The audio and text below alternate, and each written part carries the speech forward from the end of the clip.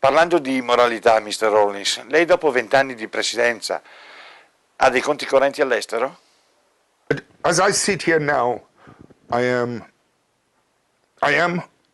opening. My wife and I are trying to open an account, in Europe. One, because we're also setting up a foundation. But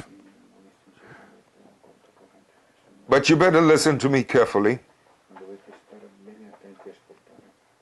Until I left all my life, together with that of my wife, until I left office, schooling, officer, and until I left office in the year 2000, I never had a foreign account. Never. The CIA, the German intelligence, British MI5, your Italians, the French, all of you go and look into every bank account. And to tell the world whether my wife and I ever had $1, 1 penny, anywhere, in any bank, in any part of the world before I left office. I never did. Interestingly, and it never occurred to me, I had no desire for it.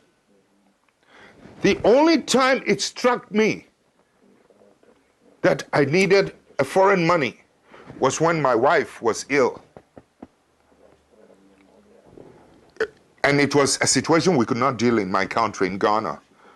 And we looked for the most affordable place, which was in a university in Europe. That was the first time I suddenly realized how naked I was in terms of, I couldn't even save my wife's life, a very noble lady who had been through trying times with me. That's when I started calling around the world, friends, can you help, etc. So having no account, oh, by the way, before I left office, we knew she was going to have this operation, so we had even put a little money aside. I think it was about $22,000 it was going to cost us. My wife is asthmatic, and over the years, it has developed its side effects, both in her intestines and other complicated places. So it was going to be quite an expensive, this thing. And you listen to me carefully. I was looking around the world, anybody help me? It's not for myself, I have no account. This is the address of the hospital. This is how much it's going to cost. I mean, it was the most shocking, painful experience I'd been across, that I could hardly get any assistance early enough. My government, who knew, the new government, who had taken over from me, who knew I needed help, and that we had made preparations, refused. On the last day before we were to leave, she was supposed to be on the operation table on the 22nd of a certain month. 2 days before, that's when I got a letter from the president's office, a 3-page letter, conditions I had to fill, a whole lot of rubbish. We got a ticket, we flew to London. This president, or this man who was a president who had been in office for almost 20 years, 10 years, 18, plus whatever it is, 8 plus another 2, almost 19, 20 years. I had no dollar account anywhere, and I had to stop in London to borrow money from someone so that I could go and do my wife's operation. You listen to me carefully. About 8,000, to take care of her needs, etc., into the hotel. 22,000 it was going to cost us, either dollars or euro, I think it was dollars, into the hospital. When the operation, after a while, I had to leave and go back to Ghana and left her. Here's the shocking part of it. After the operation was done, on borrowed money, people don't believe it, but it's true, on borrowed money, when the operation was done, she was discharged into the hotel so that she could be brought in once in a while, for checkup, a review. Can you believe that when the driver of the embassy under the new government informed the ambassador that I have to take Mrs. Rawlings, for a review, the ambassador said no. In Switzerland, the Ghanaian ambassador, it happened in Switzerland, said no. The driver was so shocked, he put the embassy car key on the table, went and used his own personal car to go and drive my wife to the hospital for the review.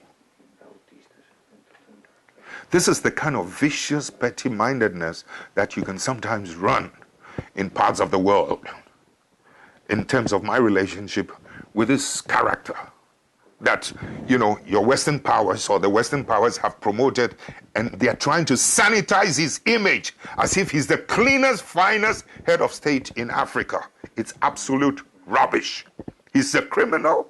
He's a thief. He went around telling the world, wrote a letter to every bank around the world that I had stolen suitcases of money into bank accounts. I was trying to kill him, make a coup.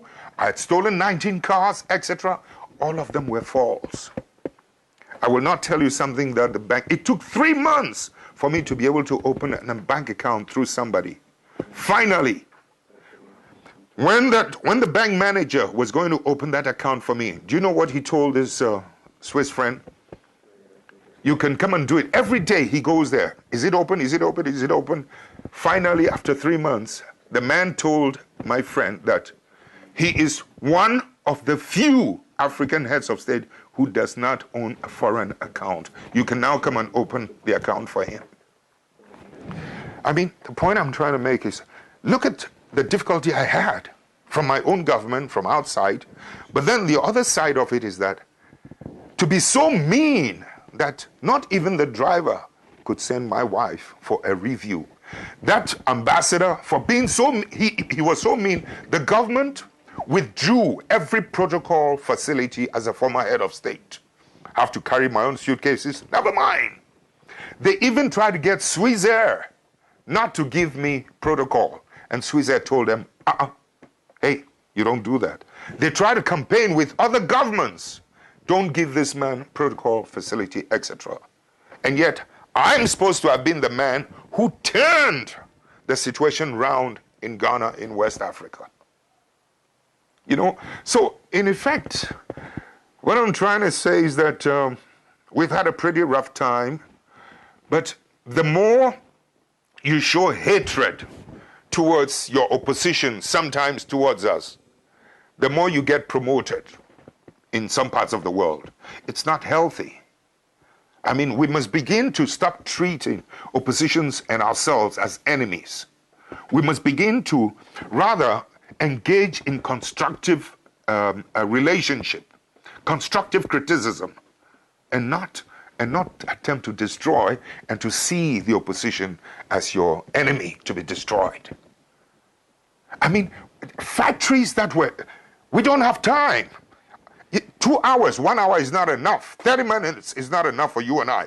I need 9 hours. I need 8 hours to wake you up in Italy, in Europe, to the problems we're going through in Africa. Yes.